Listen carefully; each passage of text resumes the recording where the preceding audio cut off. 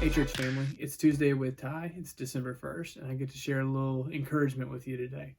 I was reading 1 Corinthians where Paul writes a letter to the church at Corinth and says that they should be united together. Even though they're not all the same, they should be of one mind, one spirit. And that Paul compares them to being like a body. And we talk about that sometimes. If you've been around church quite a bit, we say the church body, the church body. And it's because Paul in 1 Corinthians compares the church to a body. He says even though a hand and an eye are different and they have different functions, they're part of one body. The eye doesn't say to the hand, I'm not a hand, so I'm not useful. And the hand doesn't say to the foot, well, since we're not the same, we can't be used. No, the hand and the foot and the eye, they have different functions to be part of one body. And that's the way we are as Christians. We have different spiritual gifts. We have different roles to play and different roles to fulfill.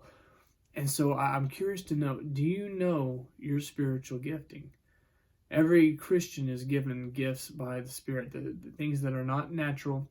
We're not talking about talents. If you say, well, my spiritual gift is art or craftiness, I think you maybe need to go reference Romans 12 or 1 Corinthians 12, where Paul talks about spiritual gifts. These are supernatural gifts given to Christians so that they may fulfill their role in the body and fulfill their role for what God has in store for them. And sometimes your gifting changes a little bit from maybe if you knew what your spiritual gifts were 10 years ago. Maybe God is changing and molding and shaping you like a potter with clay into being something new. I know one of my spiritual gifts is not the gift of mercy, but mine tends to be prophecy. And sometimes people think prophecy means you need to tell the future, and that's not what it is at all. It's that I see things in black and white, and I have no problem telling someone whatever. Hey, that's not what Scripture says. Sometimes people are like, well, they're a little softer with it. I don't have the gift of mercy, but I do have the gift of prophecy, where I'm like, okay, no, that's not what Scripture says at all. And then sometimes people will tell me, well, that's not what Scripture says. So I go in, I want to know what God says is right and what God says is wrong. But I know that's one of my giftings, and one of my giftings is teaching. You may be watching this video going, your gifting is not teaching. But that's one of the ways that God has geared me is I enjoy sharing Scripture and sharing knowledge with students. And so I'm curious to know, do you know what part of the body you are? Maybe your spiritual gifting is serving, or maybe your spiritual gifting is giving.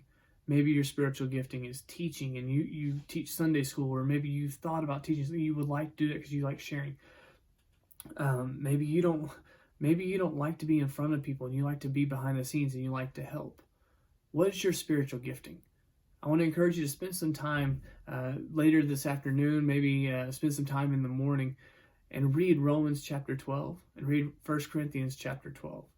Paul lists out a lot of the spiritual giftings of what's going on and say, yeah, that sounds like me. My spiritual gifting is prayer. I love praying for people. I'm geared that way. God's geared you for something specific. And the hand works best as a hand, eye works best as an eye, and a foot works best as a foot. So make sure that you know what your spiritual gifting is and be at work for God's kingdom. Thanks for spending your Tuesday with me. Until next time, we'll see you later.